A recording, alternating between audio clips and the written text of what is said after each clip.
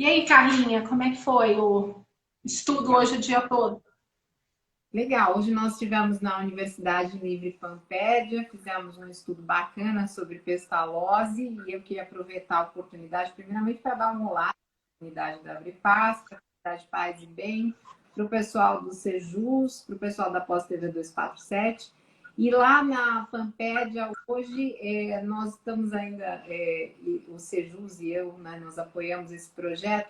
Vem aí, a partir do dia 1º, o documentário em 8 capítulos Em Busca de Kardec. Então, a gente viu um teaser, foi muito legal. E na expectativa, né, desse novo projeto aí para divulgar Kardec, e que é tão bonito e adora a estreia como roteirista. Então, foi bem legal. E o projeto, ele já está pronto? Ele estreia na Prime Box a partir do dia 1º de julho. São 8 Primeiro. episódios do documentário, foi filmado em Yverdon, por isso que a gente hoje estava comentando, foi filmado na França, foi filmado aqui no Brasil em diversos lugares. Então é um projeto bem legal, bastante importante para os espíritas progressistas. Então quem puder. Nossa, eu estou super ansiosa, porque eu acho que vai ser um projeto muito rico, né? Então, e a Prime Box, por exemplo, eu não sou assinante da Prime Box, mas eu descobri que por R$ 10 você assina a Prime Box e vê, aí 10, vai gastar R$ 20 para ver Aí o inteiro. É super menos vale que a o pena. cinema. É menos que o cinema. Verdade. Né? Isso. Excelente. Boa opção para todos nós nessa quarentena. Vamos buscar. Então, vamos começando? Vamos começar, vamos lá. Então, vamos aproveitar o tempo. Aqui, assim, a live no Instagram, ela finaliza com 1 hora. Então, quando for às 19, ela vai encerrar. Se a gente não tiver finalizado o assunto, a gente encerra e começa de novo. Tá bom. Tá bom? Tá bom.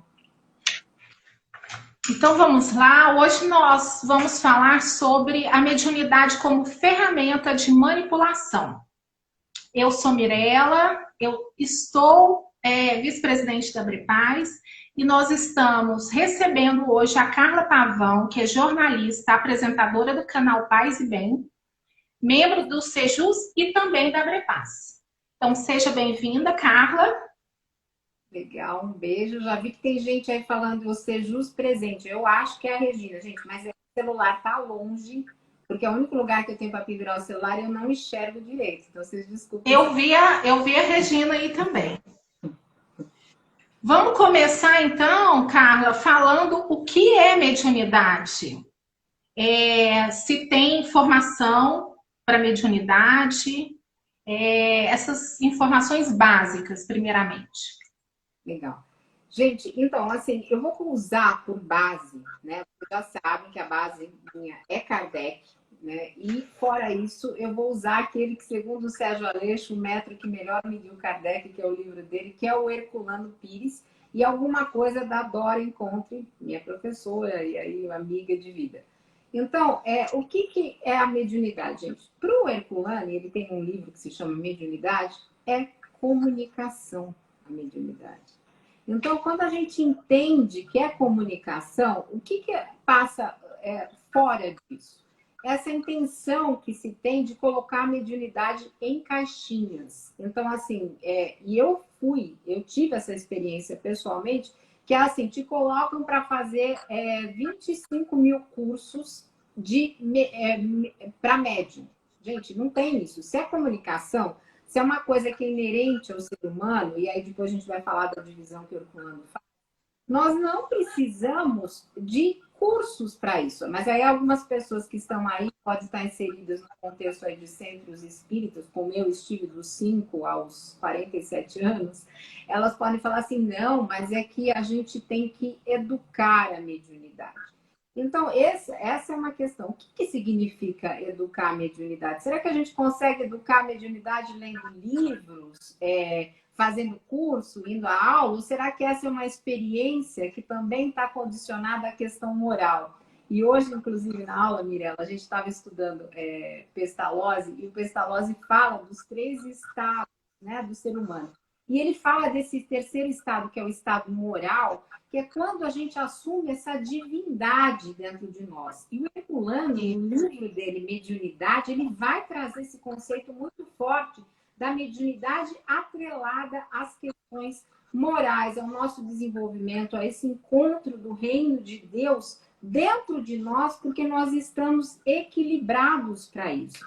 Então, resumidamente, hoje em dia eu tenho uma postura que eu não acredito nesse desenvolvimento de mediunidade através de cursos formais, mas sim uma coisa livre, como é a característica do espiritismo, cada um dentro do seu ritmo, e depois eu vou te dar a palavra aí, senão eu falo demais, aí a gente volta e entra mais aí no contexto. Vamos lá. Sim, mas ela não é só de espíritas, né? Então, a mediunidade ela é uma faculdade inerente do ser humano e ela está presente na população em geral, né? Então, podemos tentar desenvolver essa capacidade? Sim. Ela só se manifesta numa pessoa que está, vamos dizer, moralmente desenvolvida, ou ela pode se manifestar em qualquer pessoa? Como é que é isso? Então, para o Herculano, e eu concordo com essa questão dele, ele vai dizer o seguinte, que tem uma mediunidade que ele vai chamar de mediunidade estática, né? Ele vai pegar esse conceito lá, porque o Kardec ele não chegou a aprofundar isso, que é meio inerente ao ser humano. Então, é aquela coisa que a gente vive, de intuição, enfim, que a gente vive naturalmente. Agora, ele vai diferenciar isso do mediunato, que é o quê? São aquelas pessoas que têm tarefa dentro da mediunidade. Então, assim, todos nós temos isso em algum grau. Mas será que a gente precisa desenvolver em todo mundo? E ele vai partir do princípio que não, que em alguns casos a gente não tem que desenvolver, porque se a pessoa chega, por exemplo, com uma questão de obsessão, que todos nós temos, tá, gente? Podemos falar livremente de obsessão sem medo e sem nada. E ela precisa pontualmente trabalhar essa questão dentro de uma mediúnica. Isso é feito, mas não necessariamente essa pessoa vai ter essa tarefa. Então, nem sempre é bom desenvolver, porque tem cada um. O próprio Kardec não era médium, né? O próprio Kardec tinha uma tarefa educativa, científica. Ele não poderia, tanto é que ele tinha médiuns que colaboravam com ele.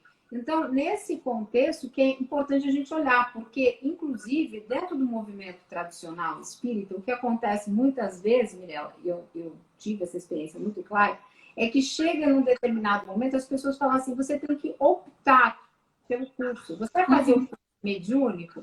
Então, assim, como que a pessoa, muitas vezes, que está passando por diversas questões, e aí também tem um componente psicológico e emocional na mediunidade que precisa ser trabalhado, isso a gente trabalha com terapia, com autoeducação, porque eu não gosto do termo reforma íntima. Então, a pessoa às vezes está com uma carga emocional, com questões importantes, e ela tem que fazer essa opção. Então, também é uma forma de opressão, né, da pessoa. Falar, olha, agora chegou o momento, a pessoa às vezes não está nem madura para fazer isso. Então, assim, uma mediunidade livre daqueles que têm tarefa, normalmente as pessoas já intuem isso. Elas sabem, não quando são muito jovens, o Herculano vai dividir, inclusive, em 4 fases, né, a questão da mediunidade, depois eu vou falar delas quando a gente for seguindo no bate-papo, mas ele já sabe, a pessoa já sabe, às vezes ela tem essa vaga intuição, depois que ela amadurece, normalmente depois dos 30 anos, de que ela tem essa tarefa mediúnica. E isso é importante a gente olhar. Quando a pessoa tem essa tarefa mediúnica, ela aparece geralmente muito cedo na vida? Olha, para o Herculano, ele acha que não. Ele acha que crianças, inclusive, fazem muita projeção anímica quando tem mediunidade. Eu tive experiência desde a infância ter a questão mediúnica muito presente na minha vida, mas ele acha que é uma projeção anímica e que está mais atrelada e que os protetores espirituais acabam projetando as coisas e a criança vai se ligando a isso.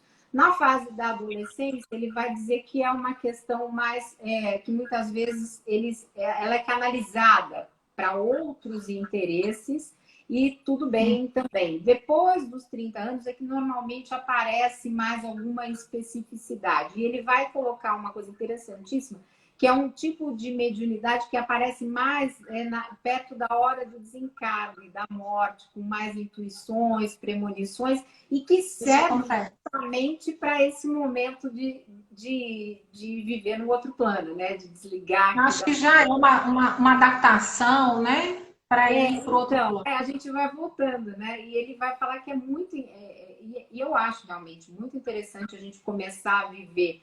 Na verdade, a gente vive essa coisa do espírito o tempo inteiro, né? Durante o sono, nós sabemos que nosso espírito é livre e nós vamos, né, trabalhar nessas questões todas.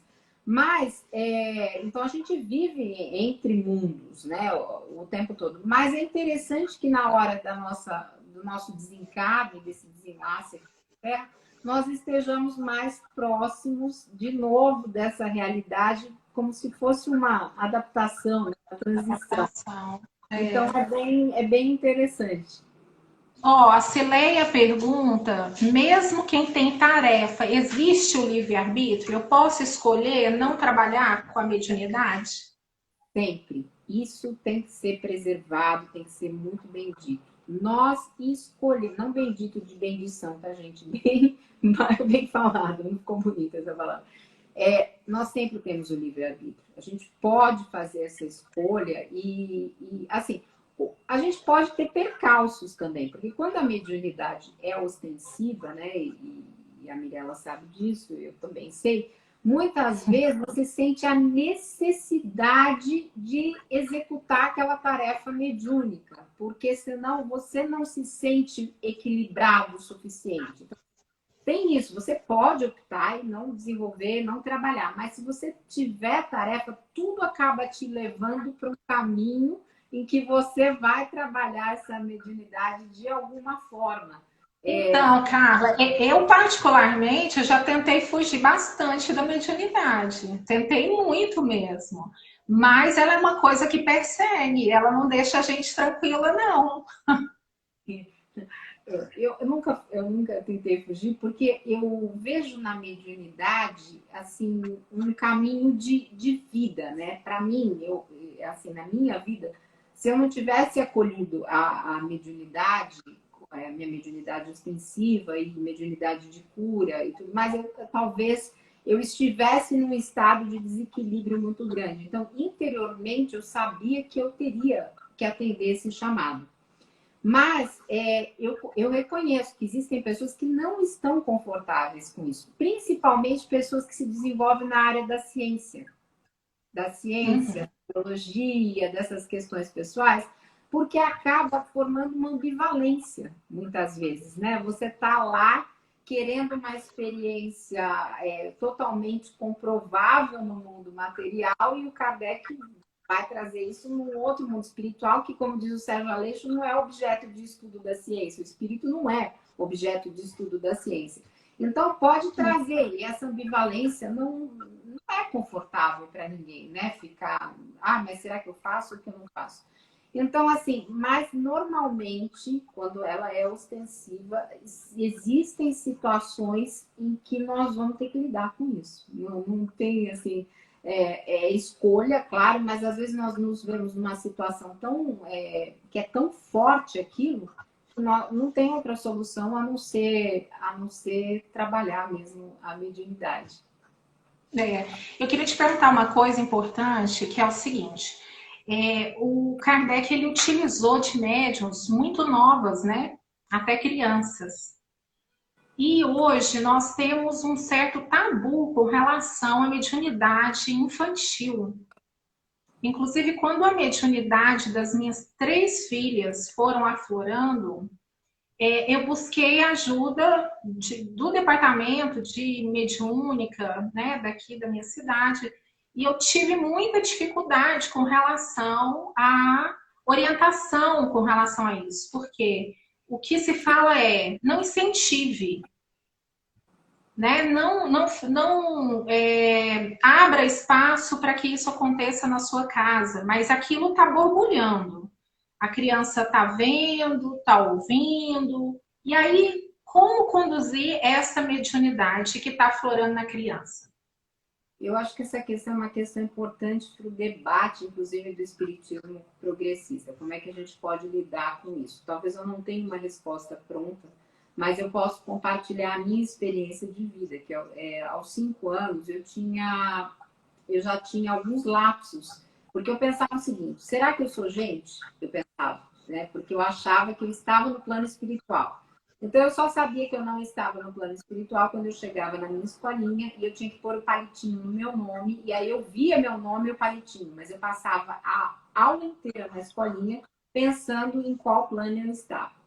Felizmente, eu tive uma madrinha que era muito espírita e já me levou para uma casa espírita menor, onde eu fui acolhida já para trabalhar, não diretamente com questões mediúnicas, mas para desenvolver.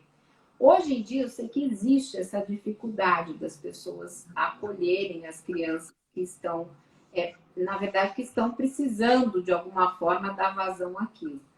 Eu acho que talvez a gente possa começar um debate de uma experiência pedagógica nesse sentido, inclusive para que a criança possa se desenvolver livremente sem ficar assustada, porque assusta, né? Eu lembro que até eu conseguir mesmo fazer alguma tarefa mediúnica, que foi a partir mais ou menos acho que dos 10, 11 anos, você fica meio que com medo até de dormir, porque você não Isso. entende a realidade, né?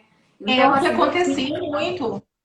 eu Era o tinha que medo. acontecia muito com elas. E as crianças passam por isso. Só que a maioria dos pais não estão preparados para isso. Eles não Então, sabem o que fazer.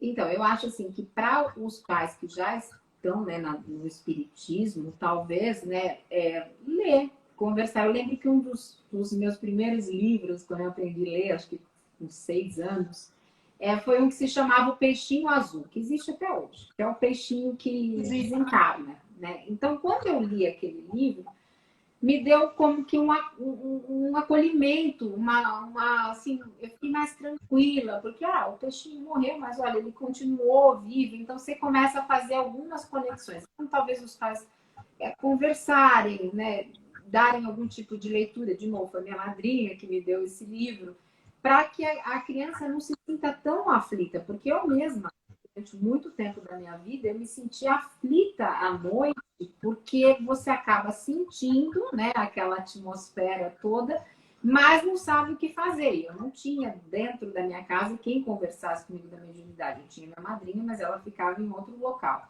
Então, é importante a criança se sentir acolhida, se sentir respeitada, talvez cantar, abraçar, dizer que vai passar, porque às vezes a criança também não vai entender naquele primeiro momento o que é isso que está se passando com ela. Nós talvez nem devamos dizer tudo, né, de uma vez, porque tem coisas que podem assustar. Se para adulto, até hoje assusta a conversa sobre mediunidade, para criança ainda é mais difícil. Mas eu acho que nós não podemos ter tabu de não vamos lidar com, não vamos olhar para isso, né? Se o Kardec olhou, se o Kardec desenvolveu muita coisa a partir disso, por que nós não podemos ter essa conversa e encontrar um caminho que seja um caminho de acolhimento a essas crianças que estão passando por essas experiências?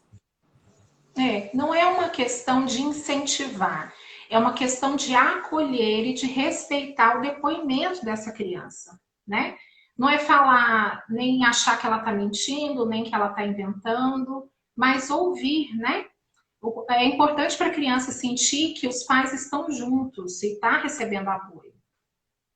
Essa Não é escuta isso? ativa, inclusive porque tem muita criança que às vezes sofre de questões de terror noturno e nós não sabemos até que ponto isso pode estar ligado a alguma questão da espiritualidade, né? Então, assim, pessoalmente, eu não tive nesse caso, mas dentro da reunião mediúnica do Sejus, tem alguns espíritos que ainda se apresentam como crianças, muitas vezes. E sempre a gente tem um bate-papo da mesma forma, né? Conversa, porque eu sou contra também usar o termo doutrinário, embora o Herculano use, mas é uma obra mais antiga. Mas eu acho que é uma conversa que se estabelece entre o espírito e as pessoas encarnadas, e a gente conversa quando esses espíritos se apresentam na infância, tentando sempre ter esse olhar psicológico, porque a mediunidade também nos possibilita isso, ter um olhar psicológico pela vida, seja a vida encarnada ou a vida do espírito, e tentar despertar consciências. Quando está encarnado, é mais difícil, mas dá para a gente acolher e ter essa conversa. Gente, desculpa, vocês estão ouvindo um barulho aqui, é a máquina de pão, tá bom? Em casa é assim. Vai sair pão quentinho. Bom, vamos lá. Pode continuar. Então, é que tem alguém fazendo uma pergunta, mas eu só leio a parte de baixo, passagem só a mesma. Eu não consigo ler de cima porque eu estou longe do celular, gente. Então, quem pôs a pergunta aí, por favor, se quiser colocar de novo, eu vou tentar responder. Porque também é importante dizer o seguinte, gente. Eu não tenho todas as respostas, tá? Não sou o famigerado médium de direita que quer ser reconhecido pela mediunidade. É importante nós falarmos isso, entendeu? Não quero, eu quero, eu tenho uma intenção de um dia ser reconhecida como uma espírita, que é o que eu gostaria. O dia que eu desencarnar, se eu tiver uma lápide, alguém puder, põe lá. Carla foi espírita, para mim tá bom, é isso que eu gostaria.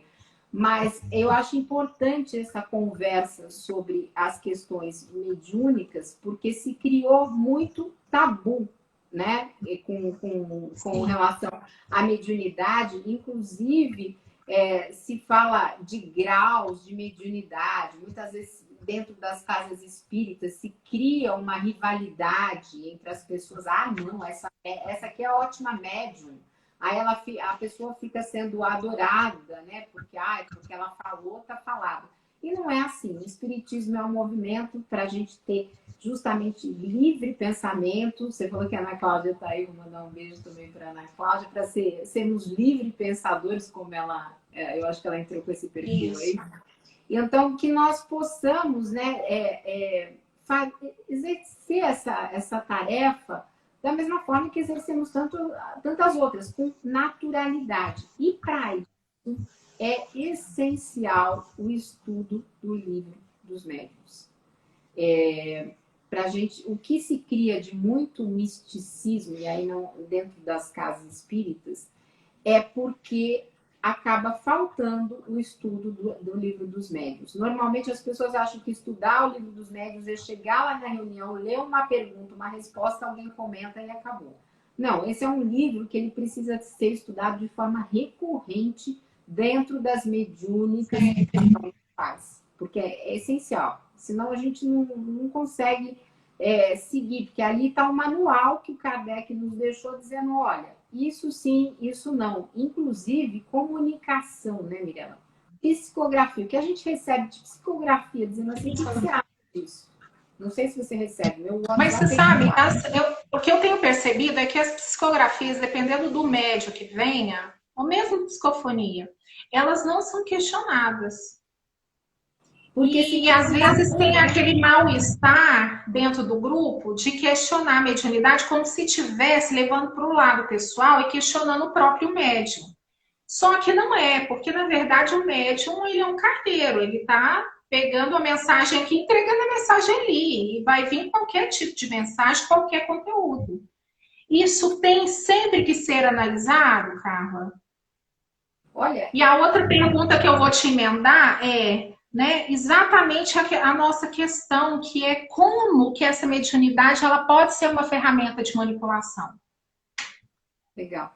Assim, isso, gente, não é a Carla que está falando, tá? O Kardec falou lá no livro dos médiuns, ele vai escrever sobre a influência do espírito sobre o médium. Ele vai escrever sobre as comunicações mediúnicas. E ele vai dizer o quê? Para a gente analisar conteúdo. O que acontece é que se cria uma divindade ao redor do médium, né? E principalmente se o nome dele também começar com Di, né? Então, se criou uma aura em cima da pessoa e aí nada pode ser questionado. Só que o Herculano, ele vai trazer justamente um conceito lá do médium solitário, que ele está muito mais sujeito a sofrer obsessões. Gente, porque todos nós sofremos obsessão, não é privilégio de ninguém. E nem não tem quem não sofra. E o médium solitário, justamente porque ele não tem quem conteste as mensagens dele e diga, olha, eventualmente eu não concordo com isso, isso não me parece crível, aquilo me parece não sei de que forma. Então ele vai entrando nessa questão de tudo que ele fala está certo e todos aplaudem sem nenhum pensamento crítico, que vai também colocando a tarefa mediúnica dele em jogo, né? Ele vai perdendo essa capacidade, porque chega uma hora... Porque senão, me diga uma coisa, como é que pode que este médium famoso que nós temos, o seu Divaldo, ele fale de um jeito aqui no Brasil, quando ele dá uma psicofonia, e fale de outro na Europa? Porque o espírito mudou, entendeu? Então, assim, por que sem ser tão afetado? É isso que eu estou falando, né? Porque aqui ele é extremamente afetado. Eu não estou falando nenhuma verdade, gente. É só pegar um vídeo e olhar. E lá é de outro jeito. Então, assim, quando nós não questionamos, nós, inclusive, não estamos contribuindo para o desenvolvimento do médium. Por isso que dentro de uma reunião mediúnica, é fundamental não ter hierarquia, como se tem no movimento tradicional, e permitir que os outros médiums deem a sua opinião, a sua posição sobre aquilo que está acontecendo. A Mirella Sá, ela participa com a gente da mediúnica do Sejus. Quando nós vem um espírito, os outros médiuns são convidados a dizer o que eles estão vendo e depois da comunicação também, qual é a impressão que ficou. Porque todos nós podemos errar, né? A gente pode errar, pode não estar no dia, pode estar sofrendo alguma doença, pode não estar emocionalmente bem, e isso influencia bastante também a comunicação mediúnica. Então, nós temos que fazer essa pergunta, olha, o que vocês sentiram, o que vocês acham, vocês concordam com esse parecer? E quando o outro discorda, isso não é problema, né? Isso é oportunidade de crescimento. Então, este estrelismo que se criou ao redor dos médios que é um problema que eu vejo que é muito grave dentro do movimento espírita, quando se dá por certo o que determinado médium falou. E com isso vem essas mensagens que, quando a gente lê, elas fogem completamente ao crivo de Kardec. Kardec falava que, olha o tipo de comunicação. A comunicação é frívola. A comunicação, ela tem um conteúdo superior. Como é que é isso? Como é que são as palavras? Como é que é a linguagem? Né? Para a gente ver como é uma ferramenta de comunicação a mediunidade. E as pessoas esquecem de ter esse olhar, que é um olhar linguístico, um olhar semiótico, um olhar filosófico, por tudo aquilo. E aí acabam entrando em ondas como daquela psicografia do cavalo branco, lembra? Que falava que o atual desgoverno de Timor tinha vindo para salvar o planeta. Gente, vamos parar 2 minutos, né? De arminha na mão. Tem coisas que não tem, as pessoas não têm bom senso para analisar, né? Por isso que eu acho que talvez seja importante até pessoas que são fora do grupo, que está ligado, né? Para análise isento da mensagem. Para que tenha um crivo mínimo, né, de lógica, para que aquela mensagem seja considerada de fato, né? E com relação às mistificações, os ditos bons médiums, eles estão isentos dessas mistificações? Existe esses médiums isentos, assim, que são excelentes, estão sempre em contato com o plano superior? Olha, eu pessoalmente não acredito nisso, porque, como eu disse, as nossas realidades de vida aqui não são vidas que nós estejamos diretamente ligados a influências superiores o tempo inteiro.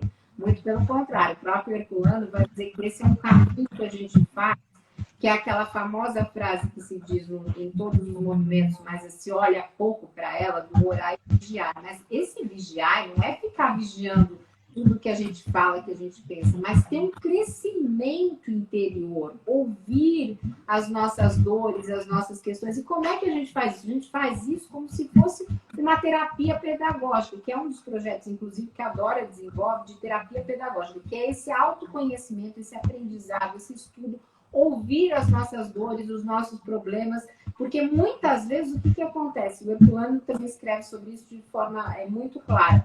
Nós estamos, às vezes, numa sintonia mental, pensando num problema, e a gente parece que a gente está numa caixa de concreto, aquilo lá, né, para tudo.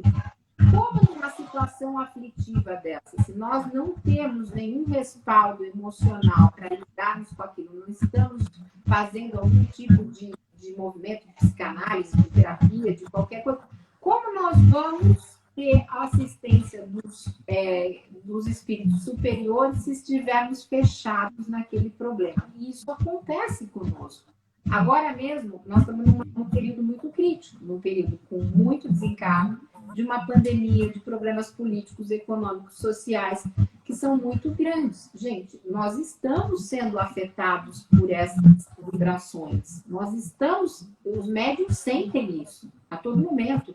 E mesmo quem não tem a mediunidade ostensiva também está sentindo essa atmosfera que nós estamos vivendo. Então, querer que nós sejamos o tempo inteiro espíritos que se comunicam com outros espíritos superiores, com Bezerra, com não sei quem, como se faz o movimento espírita tradicional, é um pouco de fuga da realidade, me parece, né? Que nós temos que ser bastante... a mediunidade é isso, né? O Kardec foi bom senso. A mediunidade, ela faz esse exercício do bom senso quando nós nos equilibramos. Nós passamos a perceber tudo de forma muito intuitiva, de forma muito rápida. E, inclusive, aquilo que não é muito realmente mediúnico. A gente percebe quando o outro está numa situação diferente. E, às vezes, as pessoas também não fazem por mal, né, Mirella? Vamos dar um desconto aí. Porque, às vezes, uma pessoa que está começando a desenvolver a mediunidade ou que está numa situação mais difícil, às vezes ela dá uma comunicação e realmente ela acha que é de um espírito superior, e daí a importância de nós termos as reuniões mediúnicas quando os outros podem também dizer, validar ou não aquela informação. Então, você sai desse púlpito, né? Porque normalmente se coloca o médium num púlpito dizendo, olha, o que você disse é lei. E não é lei, não é lei. É um trabalho coletivo essa posição. Uma mensagem erudita, ela pode-se dizer que ela é de um espírito superior? Bom, eu não sei se as mensagens eruditas que você se refere por exemplo, mensagens rebuscadas, porque eu tenho recebido um monte de mensagem rebuscada, numa linguagem que não dá para entender. Inclusive, tem algumas que vêm assinadas pelo Divaldo, pelo Espírito de Joana de Ângeles, e você lê aquilo e não se entende nada. Fala 3 páginas para o conteúdo de 2 parágrafos. Então, assim, eu não considero que isso seja... Porque, baseado em Kardec, tá? Não é a Carla, porque a Carla não diz nada sobre isso. Kardec vai lá e fala, olha, veja a linguagem que está lá. Veja, analise esta linguagem. Então, se você vai analisar uma suposta mensagem erudita, na verdade, 3 páginas, você escreve em 2 parágrafos, você já vê que nenhum espírito superior vai ficar lá falando esse tipo de coisa, né? Porque para que serve isso? Então, quando eu recebo uma psicografia ou alguma mensagem, o primeiro exercício que eu faço é esse exercício crítico, porque o próprio Kardec rejeitou muitas mensagens. Gente, eu estou ouvindo você está ouvindo, Mirella? Está ouvindo? Não, eu estou ouvindo um barulho.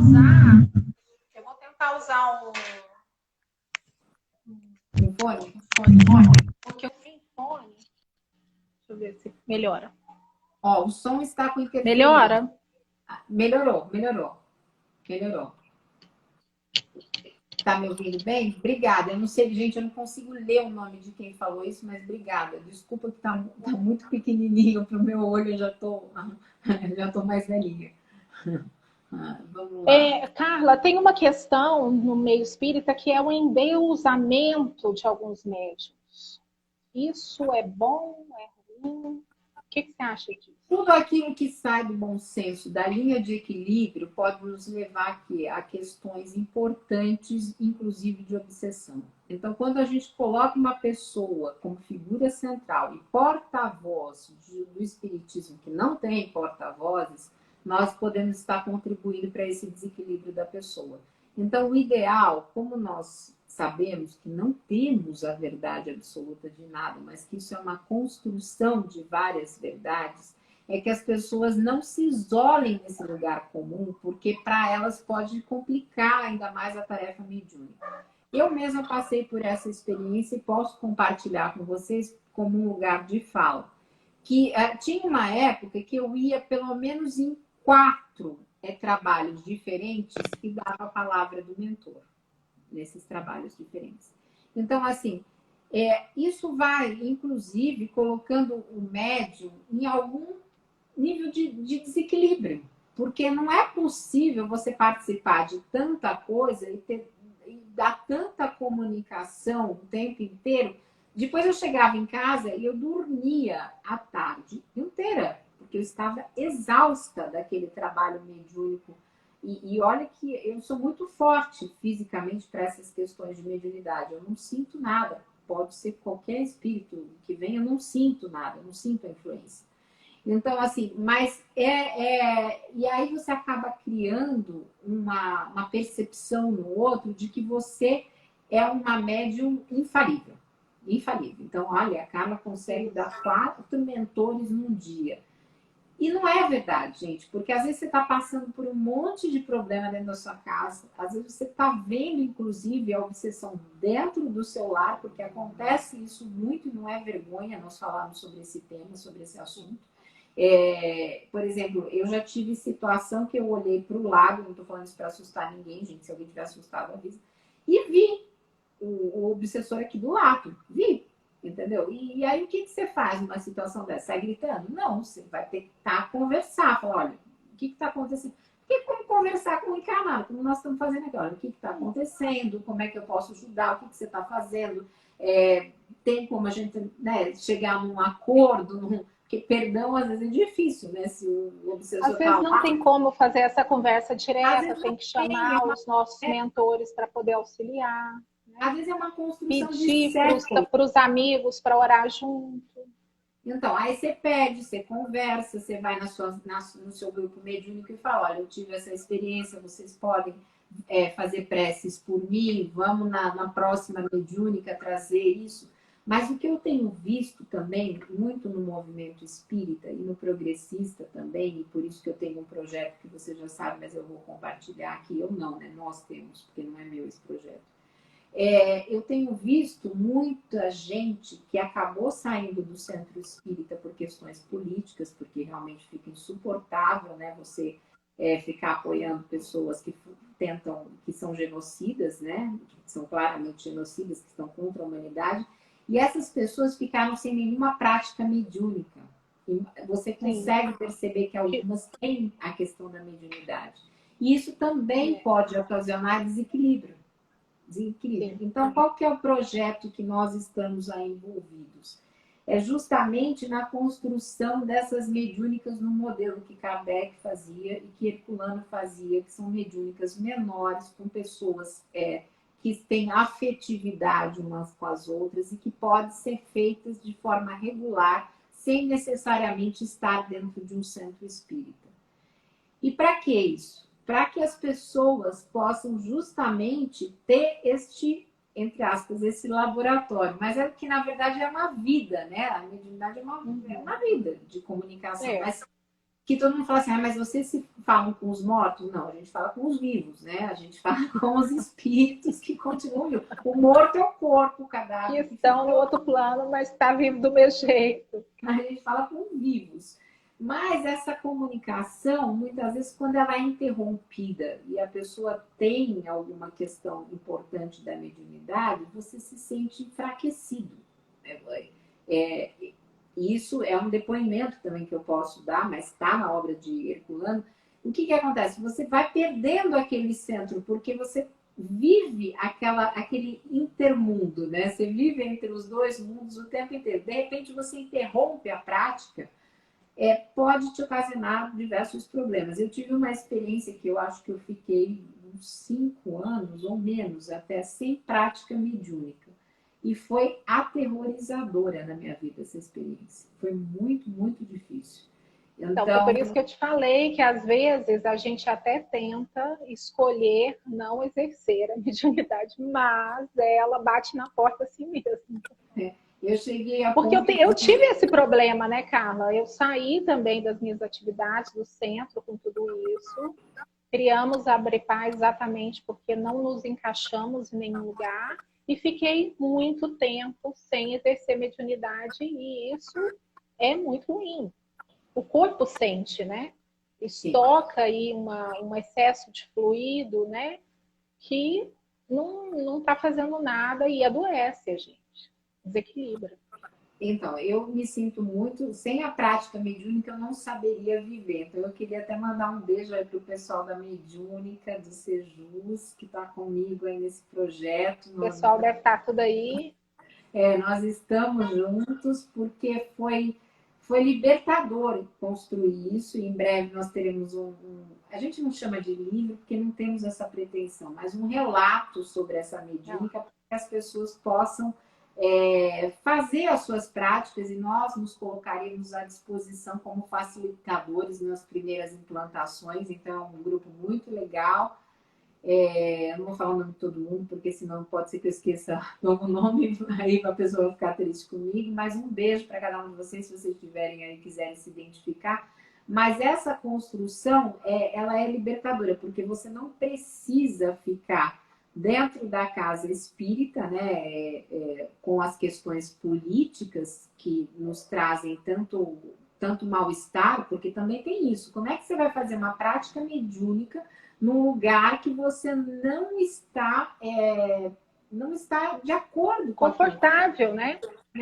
Não tem como, porque para a prática mediúnica a gente precisa do silêncio, mas não é só aquele silêncio do ambiente, é aquele silêncio interior que te dá uma sensação de plenitude, que é quando nós nos ligamos aos guias espirituais da mediúnica, quando nós nos ligamos aos espíritos mais elevados, aqueles espíritos que trabalham com espíritos mais elevados, e a partir disso tem toda uma organização da reunião mediúnica. Se você não tem essa condição, porque você não se afina ao ambiente que você está, você se sente mal, ou que nem eu presenciei caso das pessoas o tempo inteiro falando do desgovernante Moro. Eu não falo o nome dele para não cair o padrão vibratório da live, tá, gente?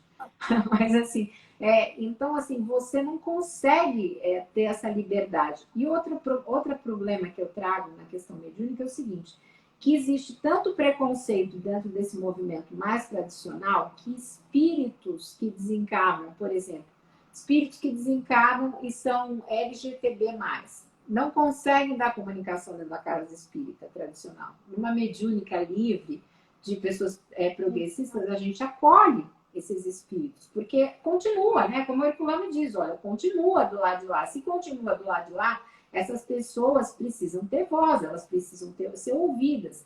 Então, tem uma série de casos, ou mesmo espíritos que desencarnam dentro de religiões ou tradições, mas que aqui as pessoas têm preconceito. Não conseguem dar essa comunicação dentro das casas tradicionais. E como é que fica esse espírito? Então, a minha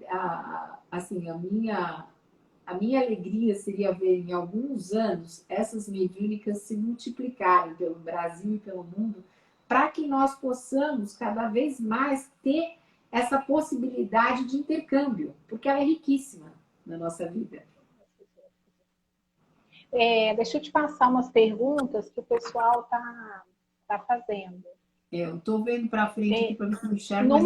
Numa esfera tão subjetiva, como saber de fato que o médium não está dando passagem de si mesmo ou se valendo da terceira pessoa para falar o que ele quer dizer? E aí eu vou emendar na questão que foi quais são as implicações de um médium que tem uma influência tão importante no movimento espírita como é o Divaldo, falar das suas opiniões próprias políticas dentro de um congresso espírita. Deixa Queria eu ver que você se falasse um pouquinho sobre primeira isso. pergunta, eu não entendi se... a primeira pergunta estão perguntando sobre animismo, é isso? Animismo, Tá. exatamente. Como saber se o médium está dando passagem de si mesmo, das próprias opiniões? Então, normalmente, é assim, tem um livro complicadíssimo do Alexander Aksakov, que se chama Animismo, onde ele tenta levantar todas essas experiências de um ponto de vista científico. Eu li, né, mas confesso que é muito complicado, porque tem um monte de pesquisa que ele fez sobre isso. Mas qual que eu acho que é o padrão essencial para isso? O padrão é desenvolver o aspecto ético do espiritismo. Se o médium está equilibrado, está em dia com as suas questões emocionais e desenvolve cada vez mais como esse, vou de novo voltar para o pessoal, esse estado moral, que é esse estado ético das relações, ele tem condições de perceber isso. Até porque quando, e o Herculano traz isso no livro, eu achei muito legal, ele fala assim, quando o espírito se aproxima para dar comunicação, o médium passa por uma espécie de choque, ele dá a palavra choque, que é o que acontece, a gente faz até assim, né, com o corpo, quando o espírito vai comunicar, porque a gente sente aquilo. Então, o médium tem condições, na maioria das vezes, de dizer isso. E se você está numa reunião mediúnica, tem outras pessoas que podem olhar aquilo, que podem olhar aquele momento e dizer, olha, eu vi, eu percebi o espírito tal, eu senti isso, eu senti aquilo. Por isso que é importante não se isolar numa condição de estrela. Se você se isola nessa condição de estrela, a questão é que você não tem mais parâmetros para saber se aquilo é seu, né, ou se é qualquer outra coisa. Sobre posicionamento pessoal e político de alguém que é ouvido por milhões de pessoas, o que me parece é que, para esses médiuns de direita, acaba tendo uma lógica meio que... tem dois problemas. Eu acho que um problema é de educação política, né? A pessoa não tem educação política. Agora, se ela tiver educação política e por alguma intenção financeira, de lucro, ou, por exemplo, se ela tiver filmes que são apoiados pelo irmão de um governador de estado, que é o que acontece no caso de dois filmes aí que nós temos do seu Divaldo.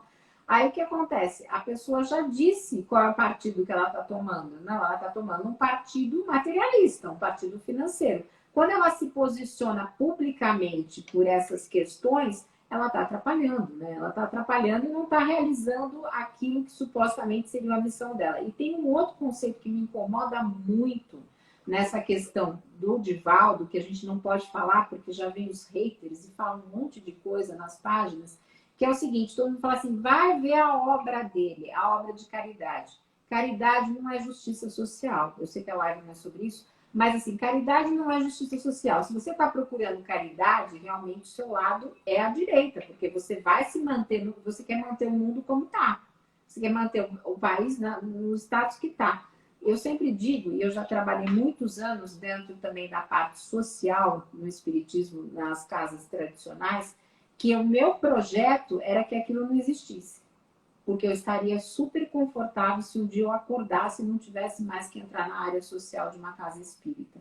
Porque queria dizer que as pessoas podiam comprar os seus próprios alimentos, poderiam ter condições dignas de moradia, de vida, de educação. Então, esse tem que ser um projeto, não manter a filantropia, que sempre foi um conceito também bastante ligado à direita, e a caridade como se isso fosse o sinônimo do cidadão do bem. Não, a luta é outra. A luta é para que ninguém precise disso. Então, eu acho importante a gente fazer isso. Agora, se atrelar toda a sua mediunidade, toda a sua questão de ser uma estrela, entre aspas, porque ele não me representa, a essas obras filantrópicas e as comunicações que se dá indo para congressos no mundo inteiro, que são regiamente pagos, e, aliás, vale aqui também, vamos fazer um parênteses aqui, que o vídeo do Charles Kemp lá, que nem era tão assim, não se posicionava tanto assim, mas que criticava esse luxo, esse mercado de luxo, que não é só de Divaldo, mas tem Haroldo, tem tantos outros, ele saiu do ar, tá, gente? Ele saiu do ar, mas eu continuo achando que também não vale essa lógica da gente começar a virar estrela e começar a querer viver num mundo cheio de regalias, materialmente muito luxuoso, e dizer que isso que é espírita, que está atrelado a isso, com tanta gente passando tanto problema, tanta fome, tanta necessidade. Só vi, gente, eu vi que alguém falou assim, e chegar nas favelas. Eu não sei exatamente qual foi a frase, porque eu não estou enxergando. Mas eu espero também que o espiritismo chegue em todos os lugares, e por que não, dentro das comunidades. Eu tive a experiência também de trabalhar como espírita dentro de comunidades, eu ia conversar sobre o evangelho, mas eram pessoas, na sua maioria, neopentecostais, mas nós conversávamos sobre Jesus. E foi uma oportunidade muito rica da minha vida, que eu entrava ali e parecia que eu encontrava muita gente aí que me fazia bem, que na verdade você às vezes vai pensando que está trazendo alguma coisa de novo, mas sai de lá preenchida pelo conhecimento dessas pessoas. Então, não sei qual foi a pergunta, mas eu queria fazer essa ressalva. Eu quero fazer um comentário. Nós temos 7 minutos. Se a gente precisar, a gente termina e quando começa de novo, o pessoal entra de novo. É o seguinte, eu participei já de 2 obras assistenciais muito grandes, cuidando de crianças aos moldes da Casa do Fim. Em ambas, eu posso dizer, porque eu participei de dentro realmente, e a motivação das pessoas que estavam fazendo a obra era os ganhos secundários, não era a obra em si. Então, seja financeiro, seja porque recebe verbas, uma delas recebia verba de fora do Brasil para trabalhar com essas crianças, uma quantidade muito grande. Essas pessoas usavam dinheiro, inclusive, para comprar imóveis, né? E ganhos secundários, vários ganhos secundários. Então, aí envolve também a questão da vaidade, né? Recebiam premiações, inclusive, por causa dessas obras. Então, a gente tem que ver além, não só a obra, o que a gente está vendo por fora. E aí eu não estou querendo dizer levianamente com relação à Casa do Caminho ou qualquer outra. Quero dizer apenas que a gente precisa ver além. A gente não pode olhar só a questão. Estão fazendo uma obra de caridade. Então, com relação a essa outra coisa que você disse, que nós precisamos também querer além, não é comemorar pelo aumento do número de cestas básicas que o centro está dando. Eu tenho que ficar feliz quando eu não precisar dar nenhuma cesta básica mais.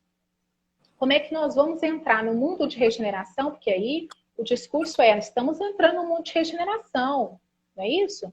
Mas como? Como que nós estamos entrando nesse mundo de regeneração em que a gente prefere a punição, né? Bandido bom e bandido morto. Isso não é um olhar até porque o mundo de regeneração não é um mundo feliz, né? Vamos combinar que existem muitos degraus ali ainda. Mas essa mudança de vibração, ela começa dentro de nós. Carla, alguém perguntou qual é o livro do Herculano Pires que você indica. Peraí, deixa eu ver o nome aqui, senão eu vou falar errado para vocês. Peraí, deixa eu olhar aqui no meu computador. O livro se chama Mediunidade, Vida e Comunicação, e aí o subtítulo é Conceituação da Mediunidade e a Análise Geral dos seus Problemas Atuais. Eu peguei da Edicel, mas tem o PDF na internet, a 5ª edição que eu estou usando, gente. Tá bom? Para quem quiser olhar, vale muito a pena ler esse livro, porque ele vai aprofundar algumas coisas que Kardec, até porque Kardec não teve muito tempo, né, gente? Vamos pensar que ele teve que desenvolver a obra dele rapidinho, em alguns anos, e depois já desencarnou. Então, ele não teve tempo de aprofundar em muita coisa, embora o livro dos médiuns seja uma obra atualíssima dele. Dá para a gente ler de cabo a rabo, que é atualíssima, é experimental. Então, assim, Mas o Herculano vai dividir mais as coisas, vai trazer outras questões ali que são muito importantes. Então, para quem trabalha com as questões mediúnicas, para quem faz reunião mediúnica, para quem trabalha, né? Eu não gosto muito desse termo, mas é um termo bastante usado no movimento, em desobsessão. Também é importante a gente ter esse olhar do Herculano. Tem uma parte ou outra ali que eu discordo, mas não vou nem trazer isso aqui, porque não é um motivo da coisa, mas em geral é um livro excelente e que eu recomendo para vocês que estudem, sim. Para mim foi bastante importante. Ótimo. Carla, eu vou te fazer um outro convite. Para a gente, porque assim, vieram muitas perguntas, tá? Tá bom. A gente teria que fazer uma segunda live. Então, por isso, eu vou te pedir, vou te perguntar se a gente pode marcar, então, um segundo dia para a gente continuar essa fala de mediúnica, pode ser? Pode, claro, a gente conversa. Bom, então a gente. Combina outro dia. Tá bom. Tá bom. Porque tem muita coisa, esse assunto é super diverso, né? E para não ficar extenso demais, vamos marcar um outro dia, a gente se baseia nessas perguntas e a gente faz outro assunto. Pode ser assim? Pode, claro. Se a comunidade estiver de acordo, vocês voltam, gente. Precisa voltar. Escreve aí. Vocês Fala aí, galera. Enxergando. Eu só estou enxergando. Mas fala aí as suas considerações finais, Carlinha. Legal. Então, gente, as minhas considerações finais, na verdade, são as considerações de um recomeço. Então, não se assustem com a mediunidade, ela faz parte da nossa vida, é algo que nós podemos lidar com bastante naturalidade e, a partir disso, ela nos torna mais sensíveis. Quando nós nos equilibramos e fazemos estamos em paz com a nossa mediunidade, nós nos tornamos muito mais intuitivos, até produtivos, porque as pessoas que psicografam, que escrevem, e eu senti isso nesse livro que a gente escreveu, é muito rápido, porque você está tão assim dentro daquilo que você produz muito rapidamente. Então é uma oportunidade maravilhosa de vida, viver sendo médium. E não é todo esse terror que dizem por aí, não, porque o médium fica com problemas, isso era coisa do passado, o próprio Kardec já rebateu isso várias vezes. E então eu queria convidar todos vocês para ficarem em breve. A Dora vai lançar esse livro, eu não sei precisar a data, vou ter que conversar com ela, mas vai encerrar em 20 segundos. Tá. Quando ela fizer isso, eu espero todos vocês. E um beijo grande, obrigada pela oportunidade. Pessoal, um beijo, fiquem todos com Deus. Nós vamos fazer uma segunda live com a Carla, tá bom? Fiquem atentos. Carlinha, muito obrigada, gratidão, viu? Foi maravilhoso. Beijo. Até logo.